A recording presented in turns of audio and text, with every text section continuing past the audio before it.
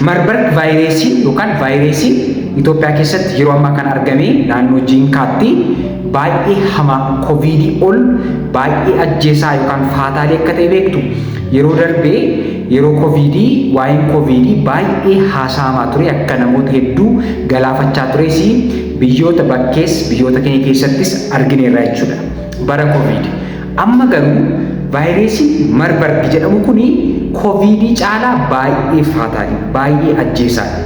Biyyoota hedduu irratti kana dura uumamee beeka. Bara darbees kan akka biyyoota Afrikaa tokko keessatti akkuma asirratti argitanii kan akka Rwaandaa inni gara biraan jalqaba vaayirasiin kun kan argame biyya Jaarmaniitti. Bara 1967 biyya Jaarmanii keessattidha kan inni mudate yookaan uumame jechuudha vaayirasiin kun dhukkubni vaayirasii kun kan argame jechuudha jalqaba.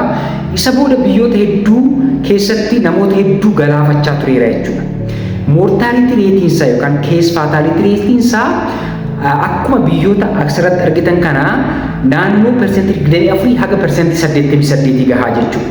Case fatality average isaa yoo fudhanne haga persentii 50 kan inni ajjeesu jechuudha. Baay'ee ajjeesaadha. Koviidii caala baay'ee ajjeesaa vaayirasiin kun jechuudha.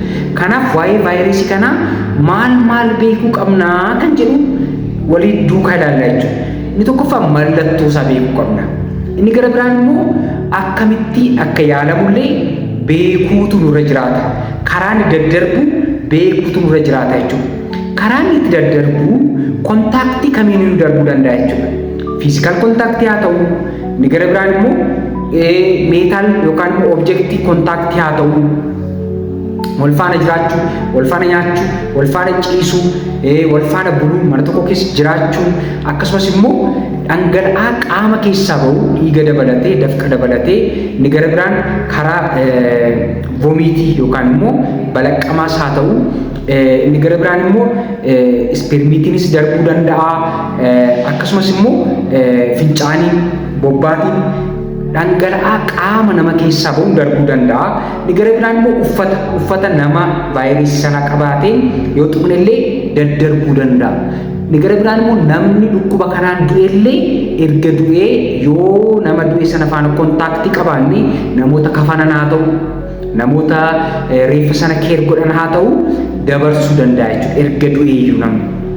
Kanaaf karaan itti daddarbu baay'ee ittisuuf nama rakkisa jechuudha.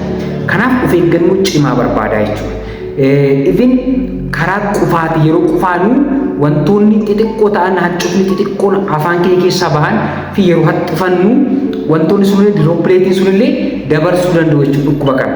Dhukkubni kun qilleensaan hin daddarbu garuu diroopileetiin darba. Yeroo qufaanu yeroo haxxifannu afaan keenya keessaa hacuufni xixiqqoon dhangala'aan xixiqqoo bahan dabarsuu danda'u jechuudha dhukkuba kana. Kanaaf karaan itti daddarbu baay'ee of eeggannoo ni barbaada jechuudha. Inni gara biraan immoo amma kanaasamaa jiru simbirri halkanillee Egypticus fruitrat kan jedhamtu afaan Ingiliffaatiin isheen kun immoo baattuu vaayirasii kanaati jedhamti jechuudha. Baattuu even keereriidha. Kanaaf daddabarsuu dandeessi kan jedhamu qorannoon tokko ni ibsaa jechuudha. Lafa kahaa jechuudha. Kanaaf mallattoon dhukkuba kanaa yoo nu qabee Marburg vaayirasii yookaan vaayiraal hemorrhagic feverii keessaa isa tokkodha kuni mallattoo akkamii argisiisa dhukkubni kun yoo nu qabe vaayirasiin kun yoo nu qabe mallattoo akkamii argisiisa tokko ho'a qaamaa, lama dadhabbii garmalee, sadii mataa dhukkubbii garmalee jalqaba argisiisuu danda'a. Akkasumas maashaan dhukkubuu buusaa keenya dhukkubuu dadhabbiin hamaan nutti dhagahamu mul'isuu danda'a jechuudha jalqaba. Guyyaa sadii booda immoo teessisuu, gara bira oluu deebisuu, garaa dhukkubbii akkasumas ololuu jechuu, nyaanni jibbisiisuu wantoota kana qabaachuu danda'a jechuudha. Naannoo guyyaa 2 haga 5 keessatti immoo gogaa keenya irratti wanti bahu jira jechuudha. Akka shiffitaatti wanti bahu jira raash jennee kan waamnu inni kun dhufuu danda'a jechuudha. Guyyaa 5 haga 7 keessatti immoo hemorrhagic manifestation jennee kan waamnu funyaanii nu dhiiguu danda'a, foon ilkaan keenya dhiiguu danda'a, dhiiga bobbaa keenya keessatti arguu dandeenya, yeroo ol nu deebisu dhiiga arguu dandeenya, dhiiga fireesh ta'e arguu dandeenya. Kanaaf dhiiguun jiraachuu danda'a jechuudha. Guyyaa 3 haga 7 keessatti jechuudha.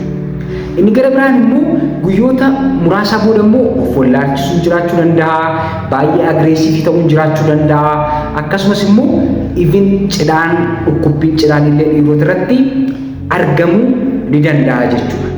Walumaa galatti nam tokko naannoo vaayirasiin kun argametti mata dhukkubbii ho'a hamaa akkasumas dadhabbii hamaa yoo qabaate deemee ilaalamuu qaba jechuudha. Karaa kamimmoo konfirmii gochuu dandeenya? Dhiigarraa mirmaraa gochuutiin konfirmii gochuun ni danda'ama jechuudha. Dhukkubni kun dhukkuba hamaa waan ta'eef of eeggannoo cimaa ni barbaachisa jechuudha. Yaalli isaa sappoortiividha. Kana jechuun yeroo hedduu dhangala'aa qaama keessaa hiriirri isaa shookii keessa namoota hedduu ni galchaa yoo siiverii ta'e, akkasumas immoo dhiigni garmalee dhiiguutiin dhiigni akka hir'atu qaama keenya keessatti ni taasisa jechuudha. Kanaaf sappoortiividha tiriitimentii. Sappoortiivii jechuun qoricha adda bahee vaayirasii kanaaf kennamu hin jiru. Talaalliin vaayirasii kanaaf ta'a jedhamee hamma ammaatti qoratamee bira gahames hin jiru. Garuu namoonni dhukkubsatan dhangala'aa qaama keessaa irratti dhangala'aa sana bakka buusu gulukoosii kennu, antipeenii kennu, baay'ee yoo dhiiganii viitaamin K kennu, akkasumas immoo fooloo gochuun yeroo yerootti dhukkubsataa sana hordofuutiin dhukkubsataan sun haala hamaa keessa akka hin galle sappoorti gochuun ni danda'ama. Garuu ispeesifikaalii qorichi vaayirasii kana ajjeese vaayirasii kanarraa yeroo xiqqootti yookaan yeroo dhiyootti nama fayyisu hin jiru. Kanaaf namni dhukkuba kanaan qabame jalqaba aayizooleet ta'a yookiin adda ba'a iddoo adda ba'utti akkuma yeroo koronaa. Lammaffaan immoo namni dhukkuba kanaan qabame yeroo aayizooleetiif ta'u yookaan adda ba'u namni isa keer godhullee personal protective equipment fayyadamuu qaba jechuudha. Jechuun akkasatti hin darbine gilaavii godhachuu qaba, maaksii godhachuu qaba, wantoota barbaachisu jechuudha. Gaawonii sirriitti uffachuu qaba jechuudha namni keersa godhu jechuudha.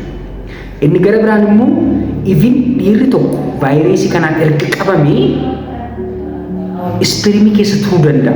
Erguma vaayirasii kanarraa fayyee improve godhee mallattoon isaa badee erguma hospitaalarraa bahee ispirmii keessa turuu danda'a jechuudha vaayirasiin kun.